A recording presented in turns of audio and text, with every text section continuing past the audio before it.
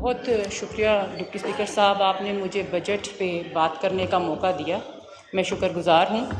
محترم، گزشتہ کافی عرصے سے ہمارے ملک کے وزیر خزانہ شاید پارٹی وابستگی سے بالاتر ہو کے اس امید پر لائے جاتے رہے ہیں کہ ان کے پاس شاید کوئی جادو کا چراغ ہے، یا پھر شاید ان کے پاس سر کوئی جادو کا چراغ ہے، یا پھر ان کے زیر سایہ ہم اب ملک کو معاشی بحران سے نکال پائیں گے۔ شاید یہ سب کچھ اسٹیبلشمنٹ کی خواہش پر ہوتا رہا، ان کی فرمائش پر۔ محترم، مگر یہ فرمائش یا اس کو میں کچھ بھی کہوں، محترم اسپیکر صاحب جی، اسے میں فرمائش کہوں یا کچھ بھی کہوں، آپ ڈپٹی اسپیکر صاحب بولیں جی، بولیں، آپ کنٹینیو کریں جی، آپ کی توجہ چاہتے ہیں۔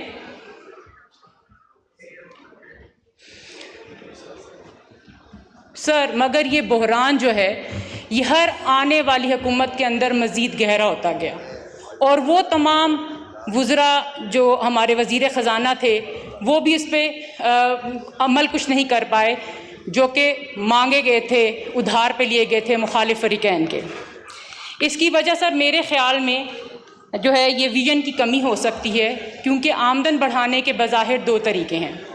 پہلا طریقہ ریونیو جنریشن کا جو ہے وہ اس بنیاد پر کہ ملک کے اندر صنعت، آپ کی زراعت، آپ کی انڈسٹری، اس میں اضافہ کیا جائے تاکہ آمدن کو بڑھایا جا سکے۔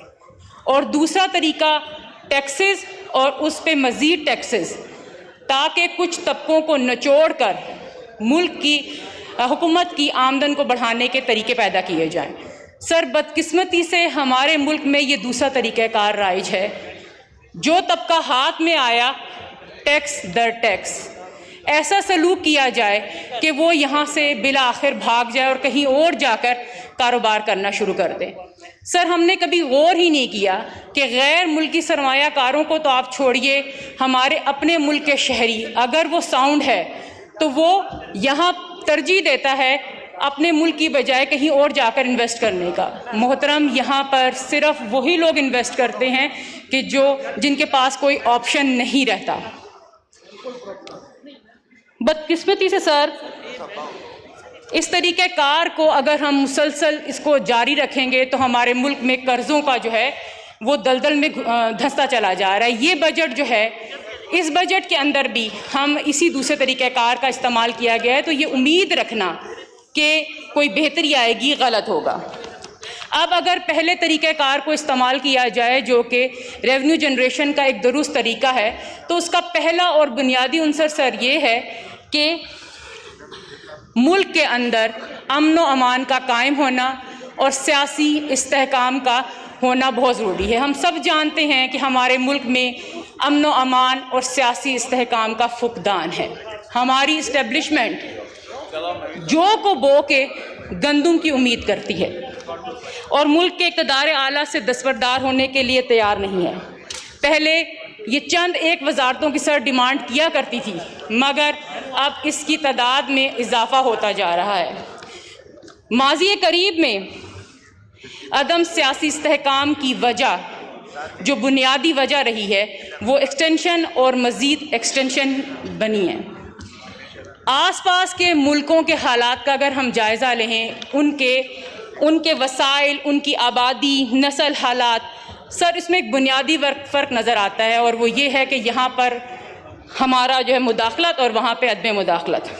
جب تک سر اس بنیاد کو، جو ٹیڑھی بنیاد ہے، سیدھا نہیں کیا جائے گا، آپ کی عمارت توڑ نہیں چڑھے گی، پھر چاہے آپ جیسا بجٹ بنا لیں اور جس طرح کا مرضی بجٹ بنا لیں۔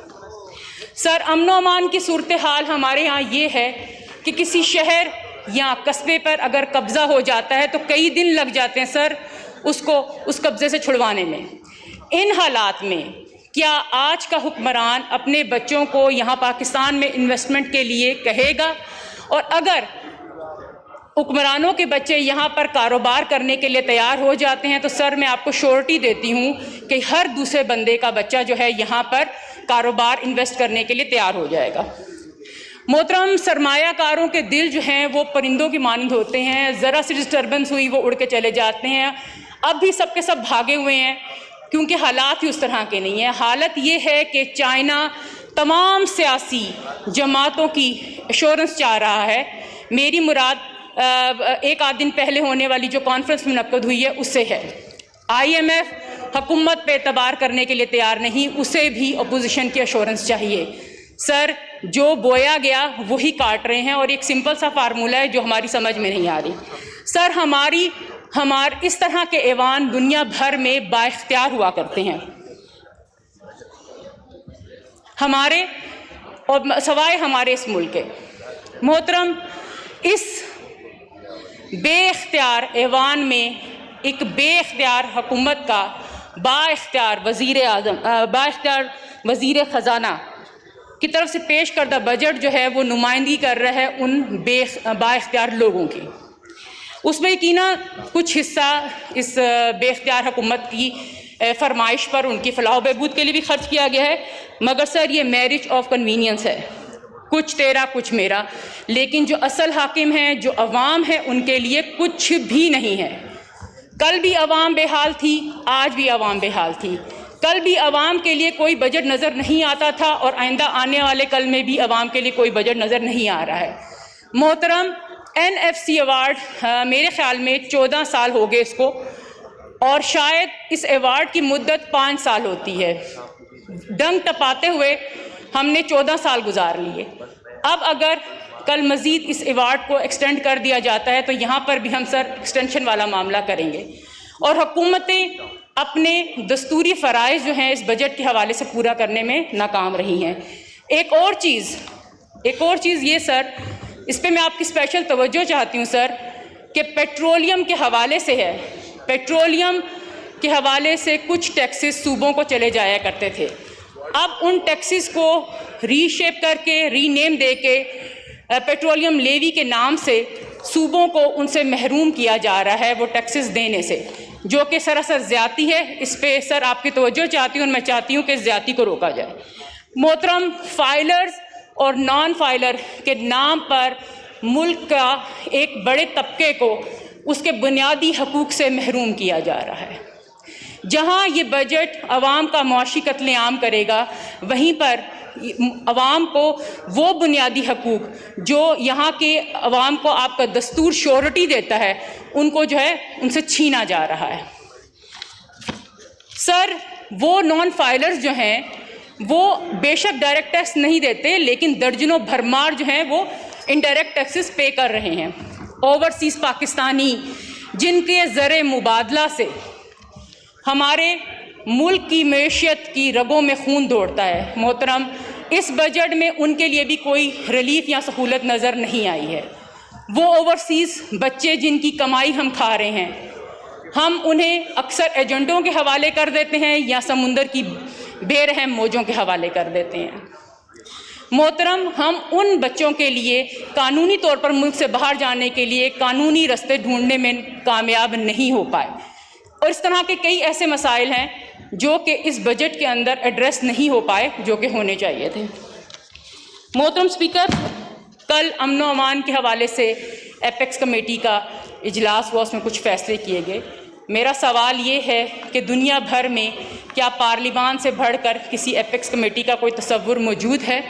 اور جب تک فیصلوں کی اونرشپ صحیح منتخب شدہ ایوان کے حوالے نہیں ہوگی تو اسی طرح سے معاملات الجھتے رہیں گے سلجھنے کی بجائے۔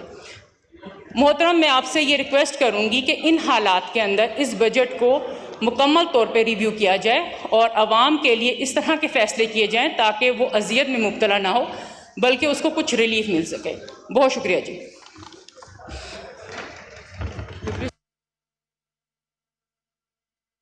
محمد صاحب، آپ بولیں گے؟ سر کتنا ٹائم؟ سر میرے پاس کتنا ٹائم ہے؟